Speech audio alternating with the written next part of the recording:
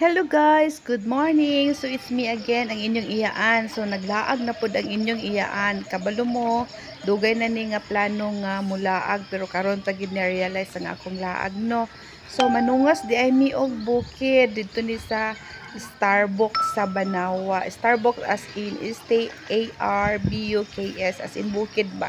So alas 5 minihawa og nga hayag-hayag na mi nakaabot din ni sa Banawa no.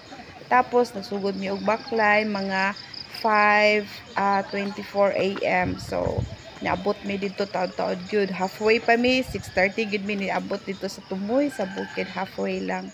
So, dili makita nato daghan kaayo pud ang nanungas. Dili lang kay kami, especially nga holiday karon. So, kan kayo mga estudyante, o mga parehas pud na mga edad na syempre, mandamay pud ta. So, while magpadayon ta, o dili nato makita ang nindot nga palibot tapos malisilipon pud nato dilion pud nato ang kanindot sa sunrise, di ba? Thank you.